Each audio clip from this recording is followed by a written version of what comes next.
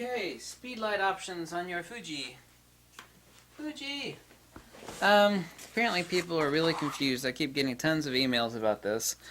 The Fuji flash, which is made by Metz, the EF X500, is delayed because they're overheating. Some of them are catching on fire. Fuji never should have gone with Metz to make their speed light. Anyway, it's going to be pretty expensive when it comes out. I made a video a few days ago. I got one of the I60As. Now these are fully compatible with the Fuji X-T2 for TTL flash photography. High-speed sync, however, will not be available on these until, I was told by the head honcho himself, until late November or sometime in mid-December. And then you would have to send it back. It is not user updatable firmware. So the only thing you're going to get then is the particular firmware that communicates, because high-speed sync flash photography in this is pulse light. So the timing has to be perfect. The firmware has to be set correctly on this to do high-speed sync capability with the Fuji X-T2. But right now it is fully TTL capable. One of the important things that I learned, really there are only 3 settings on this speed light too, and it's very, very simple. As you have manual mode, which I think is pretty damn explanatory. Automatic mode, which is not automatic in the sense of we thought auto on regular speed lights. The A and the TTL are both TTL. In A mode, you're able to do flash compensation via the camera, which is a pain in the crotch. It's no big deal. I mean, you got this in your hand, your other hand, you have to sit here and do that. In TTL mode, you can just do flash compensation by turning the wheel over here to the right without even looking. I can just count the clicks by hand, okay, and actually adjust my flash comp.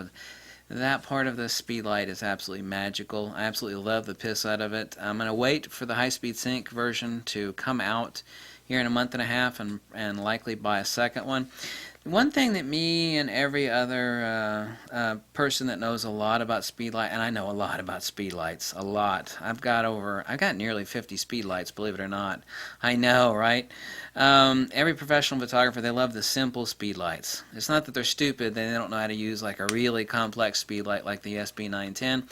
It's that you just don't need all that damn crap. You just don't need it.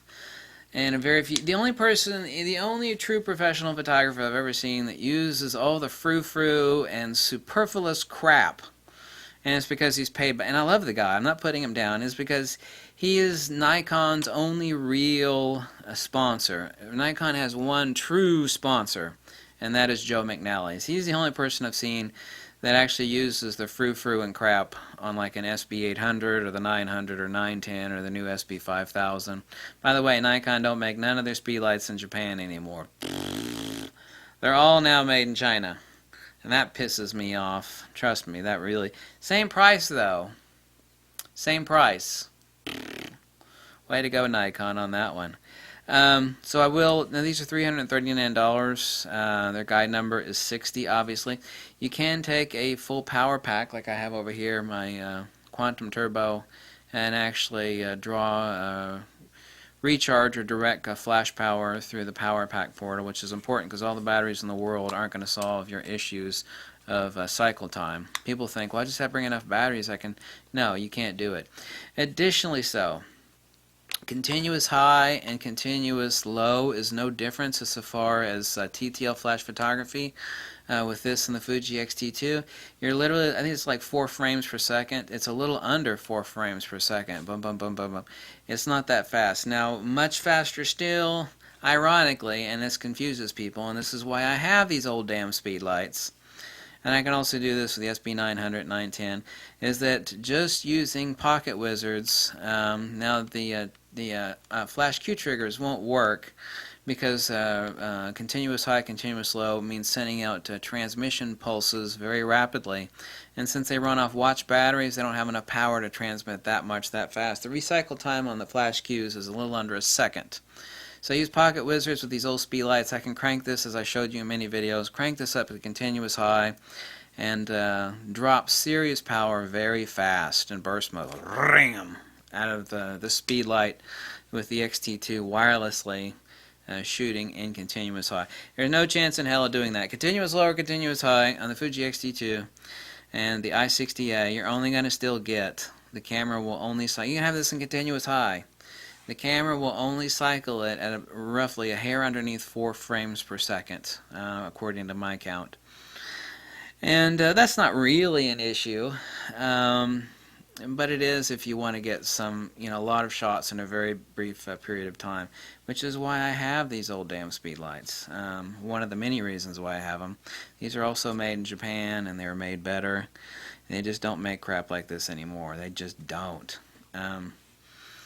But anyway, that's the I60, fully TTL capable. This thing has a magic feature that was so wonderful that no other speedlight I've ever had can do. I can sit here and I can do flash compensation without looking at my camera, without taking my eye out of the viewfinder, and just do flash compensation with my thumb on the dial, just counting the clicks, so like 1, 2, 3, 4.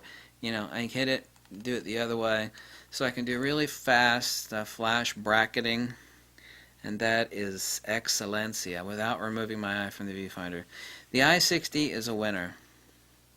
This is going on my trip to Florida with me, of course. And once the high-speed sync capable version comes out, I will be buying another one.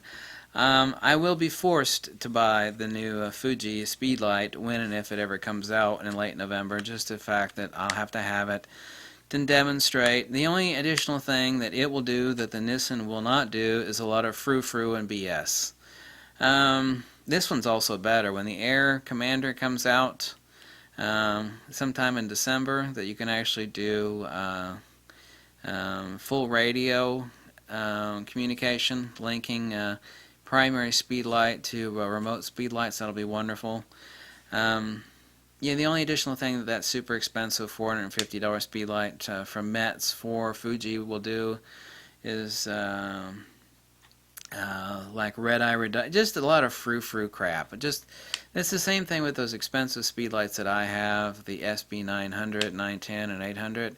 They are wonderful speedlights. I know how to use all the frou-frou on those speedlights, but the photographers that actually use that crap, real hardcore professionals, they are very, very, very few. You just don't need that crap. Wireless power control, that is very useful.